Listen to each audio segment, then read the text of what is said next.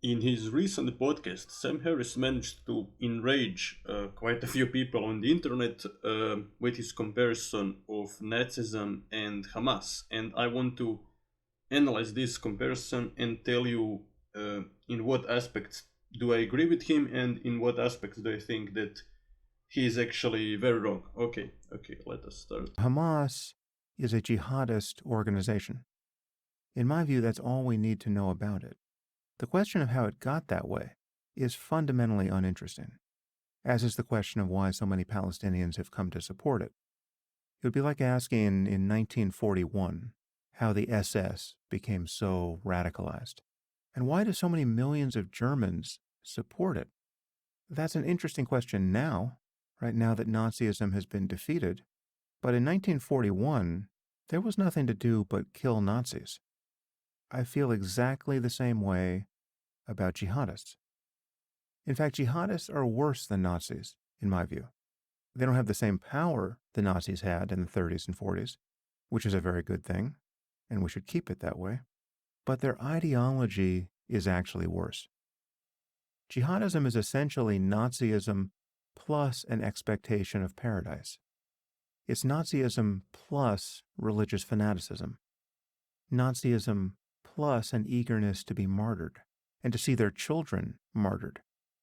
There are many differences between Nazism and jihadism, of course, but they only make the Nazis look comparatively benign. Nazism was a quasi-religious phenomenon. Right? These people were not rationalists. It was basically racist mysticism anchored to a cult of personality. But the Nazis didn't use their own women and children as human shields. Okay. What we heard is kind of interesting, but I'm going to approach it from purely, let's say, philosophical perspective, a more abstract perspective, because I think that Sam Harris is primarily making the case that religious fanaticism is worse than all forms of secular fanaticism because religion also promises paradise. And I understand why he thinks that. If you actually don't look at history, at what actually happened, as an abstract concept, this makes sense. Uh, yeah, so if you don't study history, it kind of makes sense that, well, yeah, of course, that religious people are going to be even more fanatical and more evil because they want to go to heaven. So they are even ready to kill their own children and themselves. They're ready to be suicidal. Multiple times Sam Harris had made this argument that suicide bombers are even worse because they're also ready to kill themselves. But okay, first of all, as Sam Harris acknowledges, the Nazis were not fully secular. You can classify them as secular, but then again, Hitler on multiple occasions said that God has sent him to save the German people. And other than that, well, I do actually think that since most Germans were Christian at the time, and those that did end up joining the Nazi party or at least serving in the Nazi party probably did believe that they are going to heaven. Then Himmler also had his own bizarre, let's say, racial form of Christianity. Nazis also produced images of Aryan Christ and stuff like that because they did not like the fact that Jesus was essentially Jewish, or at least half Jewish. But okay, he says Nazis at least did not use their own children as human shields, which is true, but let me explain why not. I definitely think that Hitler would do it if it made any sense. If Germany was to achieve a concrete goal by doing it, I do think that Hitler would also use his own people as human shields. For example, he used Soviet children as human shields in the siege of Leningrad. But okay, why didn't Hitler use women and children, German women and children, as human shields?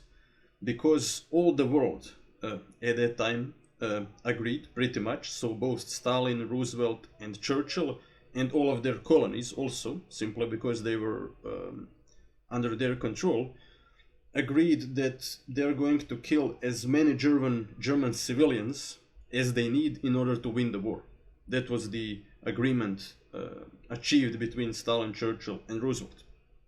So using civilians, German civilians, as human shields would do absolutely nothing.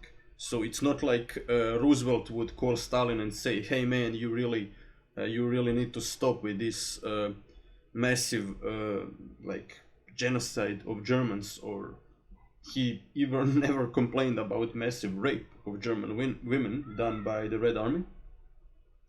So yeah, the situation was completely different.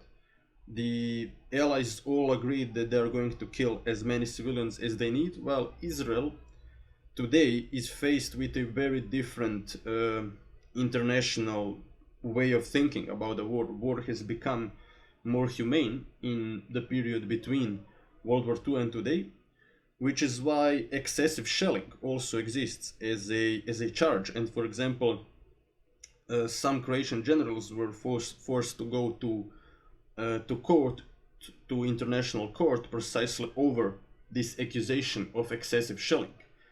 And if you actually look at Croatian War of Independence, for example, Operation Storm, it was an operation much cleaner with much less civilian casualties than Gaza, and yet the Croatian general Ante Gotovina was still at least charged with excessive shelling. In the end, he was acquitted.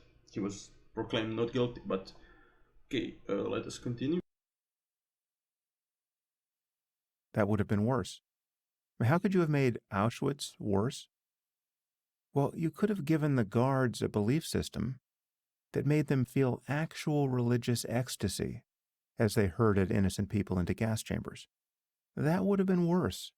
And it would have been worse had these beliefs been central to the worldview of a majority of ordinary Germans, and therefore difficult to separate from their other religious beliefs that gave their lives meaning.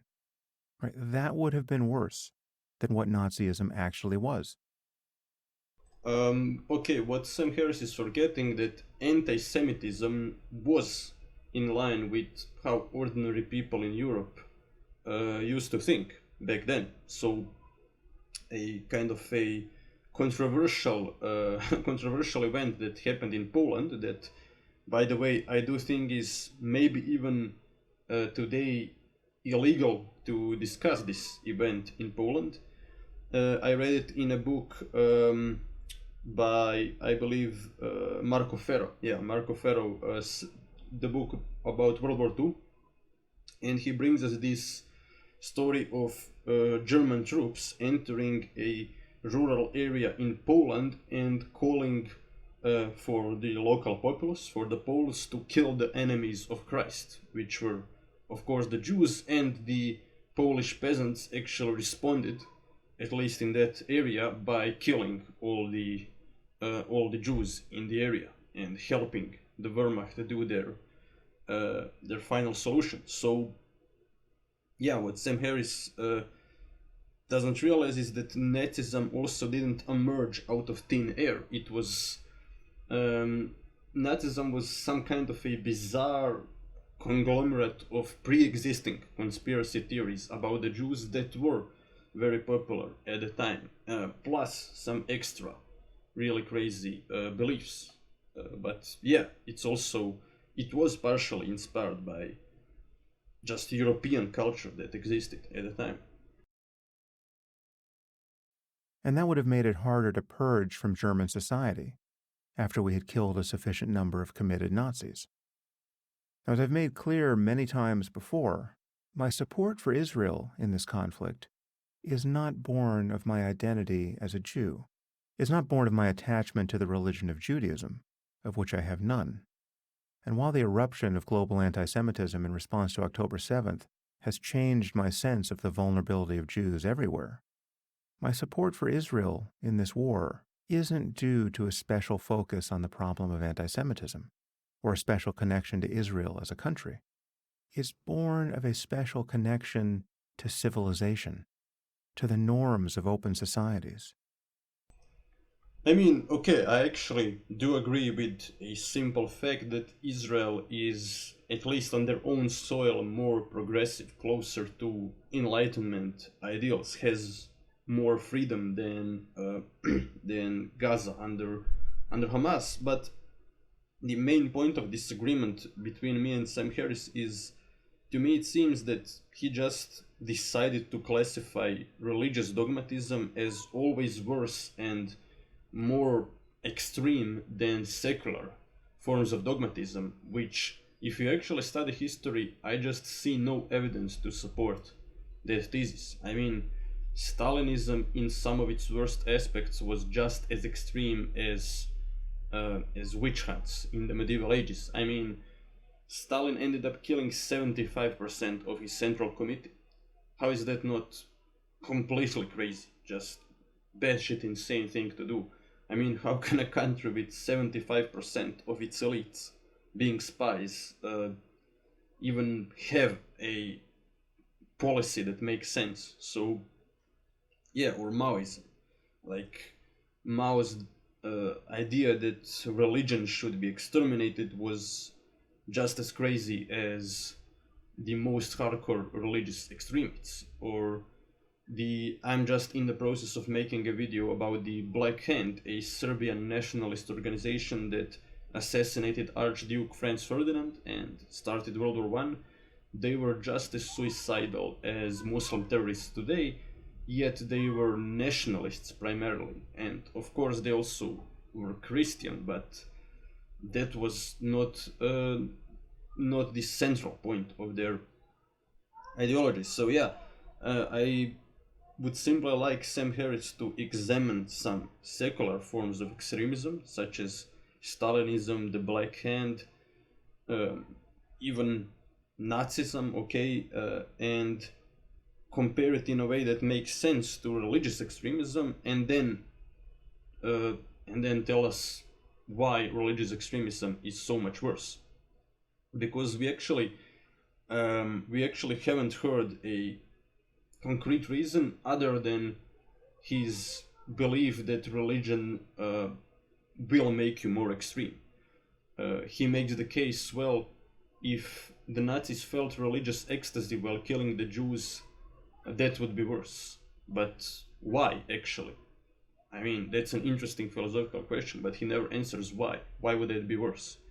I mean, I would be equally sad if my family was killed by somebody that did not feel a religious ecstasy, but was doing it out of duty, for example, out of this idea that he has a secret duty to his to the people of his blood or something like that. Okay, that's all for this video, and don't forget to like, share and subscribe if you liked this video.